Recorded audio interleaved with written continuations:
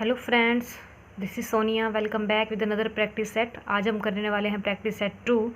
इसमें भी हमने डिफरेंट टॉपिक्स के क्वेश्चंस लिए हैं ताकि आपके सभी टॉपिक रिवाइज होते रहें regular. So let's start with question number 1। The age of Meera's mother is 4 times the age of Meera. 5 years later her mother's age will be 3 times that of Meera's age. Find the present age of her mother. तो ये दोनों जो question जो हैं मैंने हिंदी और English दोनों में लिखे हैं ताकि जो हिंदी मीडियम के स्टूडेंट हैं उनको भी समझ में आए और जो इंग्लिश मीडियम के स्टूडेंट हैं उनको भी समझ में आए। सो हिंदी में भी मैं पढ़ लेती हूँ एक बार। मीरा की माता की आयु मीरा की आयु की 4 गुना है। एक बात और बता देती हूँ मैं आपको, जब भी इस तरीके के क्वेश्चंस करते हैं ना आप एग्जाम में, तो जैसे जैसे आप हेडिंग पढ़ते हैं ना वैसे वैसे को सोल्व करना शुरू कर दीजिए। जैसे अब मैं कैसे कह रही हूँ, देखिए, मीरा की माता की आयु मीरा की आयु के 4 गुना है। अब अगर मान लें हम मीरा की आयु, ठीक है, मैं मान लेती हूँ ये मीरा की आयु कितनी है, एक्स है, तो उनकी माता की आयु क्या हो जाएगी, मीरा की माता उनकी 4 गुना है ना, तो ये 4 गुना हो गई। तो साथ के साथ ही सॉल्व करते जाइए क्वेश्चन को। 5 वर्षों के बाद उसकी माता की आयु मीरा की आयु की 3 गुना होगी। अब देखिए 5 वर्षों के बाद, अब यहाँ पे आपने ध्यान रखना है बाद वर्ड लिखा हुआ है, बाद का मतलब होगा कि एज बढ़ेगी, 5 वर्ष बाद की बात कर रहे हैं। तो दोनों में हमने क्या ऐड कर दिया, 5 ऐड कर दिया, क्योंकि 5 साल के बाद मीरा की एज भी तो 5 साल बढ़ेगी ना, और उनकी मदर की एज भी 5 साल बढ़ेगी।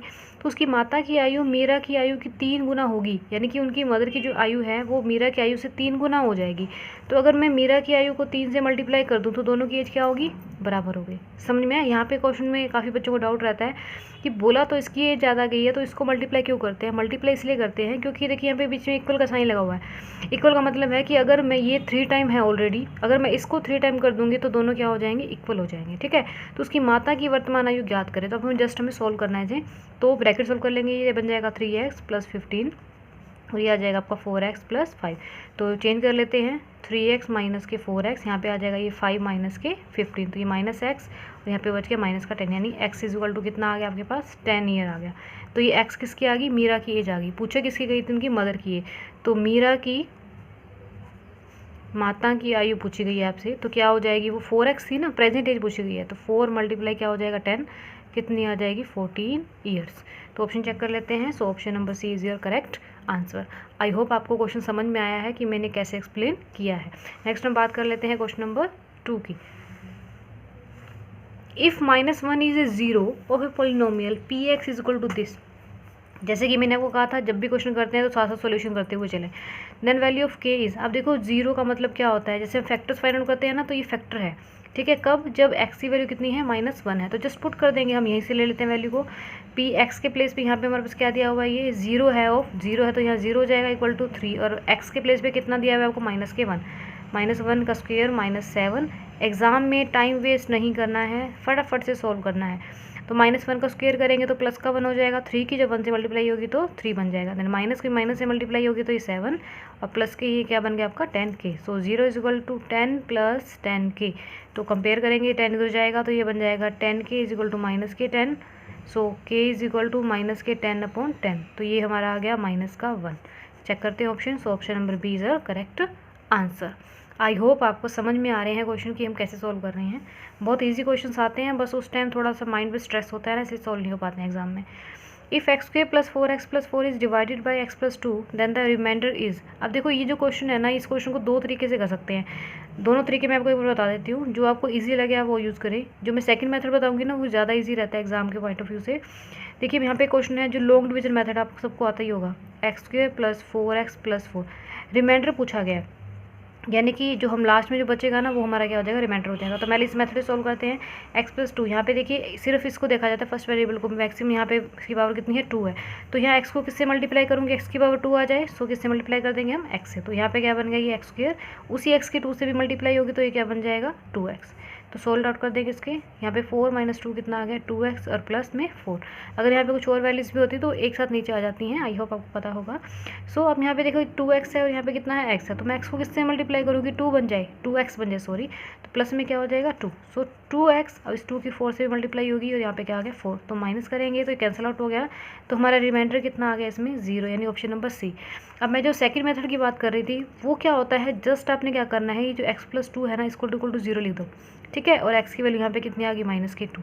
अब ये जो वैल्यू है ना आप इस इक्वेशन में पुट कर दीजिए, और जो भी वैल्यू आएगी वो उसका क्या होगा, रिमाइंडर होगा। जैसे x² plus 4x plus 4, x की वैल्यू क्या पुट करनी है, माइनस के 2 पुट करनी है, 4 माइनस 2 प्लस के 4, तो माइनस माइनस का मल्टीप्लाई होगी तो प्लस हो जाएंगे, 2 मल्टीप्लाई 2 इज़ 4 एंड माइनस के 8 प्लस 4। अब देखिए 4 प्लस 4 8 हो गया, तो इक्वल टू में क्या आ गया 0। दोनों से आंसर क्या है, सेम। इसमें थोड़ा सा टाइम कम लगता है एग्जाम में, अगर आप करेंगे तो प्रैक्टिस जैसे आपको ठीक लगे। अगर आपको इसमें प्रैक्टिस है तो आप इससे कीजिए, क्योंकि आंसर हमें बिल्कुल करेक्ट करना है ना। मूव करते हैं क्वेश्चन नंबर 4 की तरफ। The distance between the points this and this is, अब इन दोनों के बीच में आपको डिस्टेंस बताना है, ठीक है। अब डिस्टेंस का फॉर्मूला याद होना चाहिए आपको। जब भी हम डिस्टेंस करते हैं, सपोज करो मैंने इस पॉइंट को ए मान लिया और इसको हमने मान लिया B, so A B formula लिख लीजिएगा अगर आपको नहीं आता है तो ये हमारे जो पॉइंट हैं, ये हमारा x1 हो गया, दिस इज़ योर x2, ये हमारा y1 और ये है आपका y2। क्लियर। फॉर्मूला क्या हो जाएगा आपका, x2 माइनस x1 का whole square plus y2 minus y1 का होल स्क्वायर। तो ये फॉर्मूला आपको याद रखना है, जब भी डिस्टेंस की बात आएगी तो इस फॉर्मूला को हमने यूज़ करना है। सो ए बी हमारे ये वैल्यूज़ हैं। x2 कितना है, माइनस के 4 माइनस x1 कितना है हमारा, माइनस के 6/5, माइनस माइनस क्या हो जाएगा, प्लस हो जाएगा। मैं डायरेक्ट कर रही हूँ, 6/5 का होल स्क्वायर प्लस y2 कितना है, माइनस के 7/5 और माइनस माइनस प्लस के क्या हो जाएंगे 3 का ये होल स्क्वायर। अब जस्ट आप इसको क्या करेंगे, सिंप्लीफाई करेंगे। 5 4 से 20, 20 माइनस 6 करेंगे तो 14 आ जाएगा, तो ये बचेगा 14/5 का होल स्क्वायर प्लस यहाँ पे देखिए 5 3 से 15, यानी 15 माइनस 7 तो 8 हो जाएगा, 8/5। अब देखिए दोनों में 5 क्या है, कॉमन है, तो इसको हम बाहर निकालेंगे तो ये बाहर आके रूट से क्या बन जाएगा, जस्ट 1/5 बन जाएगा। अंदर चेकआउट कर लेते हैं, 14 का स्क्वायर 196 प्लस 8 का 64, तो जब इनको ऐड करेंगे तो आपका बनेगा ये 260/5।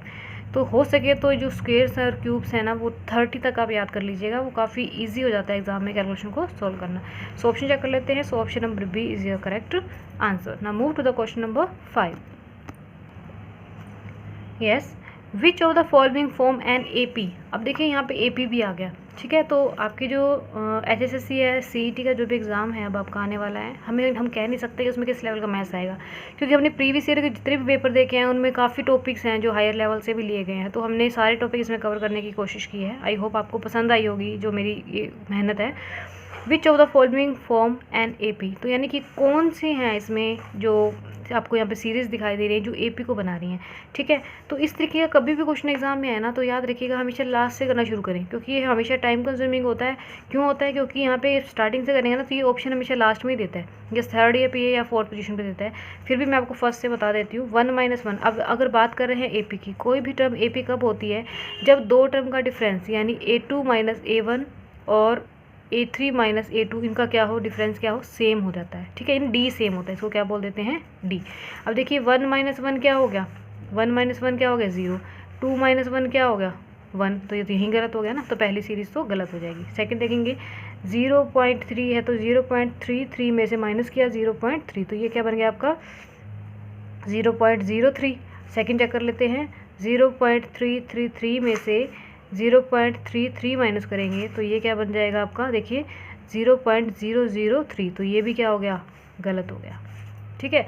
नेक्स्ट हम बात करते हैं 1/2 एंड 1/4। अब देखिए 1/4 माइनस 1/2 करेंगे तो क्या बनेगा, ये एलसीएम लेंगे तो 4 आ जाएगा, ये बन जाएगा 1 माइनस में 2 यानी कि माइनस के 1/4। सेकेंड क्या कर लेते हैं, 1/8 माइनस के 1/4 है, ठीक है। तो ये क्या बन जाएगा आपका, एलसीएम लेंगे तो 8 आ जाएगा 1, और ये माइनस में क्या आ गया यहाँ पे 4 2 ज़ा 2, तो ये 1/8। तो ये देखिए यहाँ पे माइनस 1/4 आया था और यहाँ पे माइनस के 1/8 आया, तो ये भी गलत हो गया ना। तो लास्ट देखिए अब √5, √20, √45। अब देखो 5 को मैं क्या लिख सकती हूँ, √5 आ जाएगा। 20 को हम ओपन करेंगे रूट का तो क्या बन जाएगा, ये 2√5। सिमिलर वैसे 45 को करेंगे तो 3√5, और ये करेंगे तो यहाँ पे क्या आ जाएगा हमारा 4√5। अब इसको सोल्व करके देखते हैं। देखिए 2 - 1 इज़ 1, 3 - 2 इज़ 1, 4 - 3 इज़ 1, तो ये हमारा क्या आ जाएगी, सेम। यानी डिस्टेंस जो आएगी D1 और जो D2 आएगी वो क्या आ जाएगी, सेम आ जाएगी। तो ये हमारा ऑप्शन क्या हो जाएगा, करेक्ट हो जाएगा। क्लियर। नेक्स्ट हम बात कर लेते हैं क्वेश्चन नंबर 6 की। A ladder 13 metre long reaches a window. अब देखो लैडर की बात चल रही है, लैडर का मतलब क्या होता है, सीढ़ी। अब देखो सीढ़ी है वो कैसी होती है, इस तरीके से होती है ना, जब भी हम किसी दीवार की तरफ रखते हैं। Reaches a window of a building 12 metre above, यानी कि बिल्डिंग है उसकी हाइट कितनी है, 12 मीटर है। इस तरीके के क्वेश्चन में भी हमेशा फिगर बनाते हुए क्वेश्चन करना है आपने। Above the ground what is the distance of the foot of the ladder from the wall, यानी ये आपको डिस्टेंस फाइंड आउट करनी है। तो ये हमारी फिगर ए बी हम सी टाइप में ले सकते हैं। तो आपको ध्यान होगा पाइथागोरस थ्योरम, तो ये वहीं अप्लाई हो जाएगी। पाइथागोरस थ्योरम क्या होती है, जो इसका हाइपोटेनस होता है यानी कि कर्ण का स्क्वायर इज इक्वल टू में क्या हो जाएगा, बेस का स्क्वायर यानी कि आधार बोलते हैं इसे, और साथ में हो जाएगा BC का स्क्वायर यानी लंब, इंग्लिश में इसको परपेंडिकुलर बोलते हैं। तो वैल्यू पुट कर देंगे। AC की कितनी है वैल्यू यहाँ पे 13 का स्क्वायर, AB कितना है आपके पास हमें निकालना है, तो हम इसको x मान लेते हैं। ये बन जाएगा x स्क्वायर प्लस BC कितना है आपके पास 12 का स्क्वायर, तो ये बन गया 169 is equal to x square plus 144। So x square is equal to 169 minus 144 is equal to 25। So x की वैल्यू कितनी आ जाएगी यहाँ पे 5। सो चेक कर लेते हैं ऑप्शन, तो ऑप्शन क्या हो जाएगा, ए आपका करेक्ट आंसर हो जाएगा। आई होप आपको समझ में आया क्वेश्चन। नेक्स्ट बात करते हैं क्वेश्चन नंबर 7 की। 4 cubes of side 2 cm are joined end to end. The surface area of the resulting solid is, देखो 2 सेंटीमीटर भुजा वाले 4 घन आसनन एक दूसरे से जोड़े गए हैं। अब देखिए घन इस तरीके का होता है ना, इस तरीके से होता है, ठीक है। अब ऐसे ही 4 घन जोड़ दिए गए हैं। मैं एक बार आपको स्क्वायर में बता देती हूँ ताकि आपको ध्यान रहे, जैसे 1, फिर ये 2, 3 और ये 4, ये सारे के सारे क्या हैं, घन हैं, ठीक है। ये थोड़ा सा देख लीजिएगा, ठीक है, जैसे भी बन रही है। अब देखिए ये आपकी क्या होगी, ब्रेड्थ होगी, 4 टाइम बढ़ गई 2 2 2, ये कितनी होगी टोटल 8 होगी, यानी कि बी की वैल्यू हमारे पास कितनी आ गई यहाँ से 8। अगर मैं हाइट की बात करती हूँ तो हाइट में कहीं भी चेंज नहीं आया, वो कितनी है 2।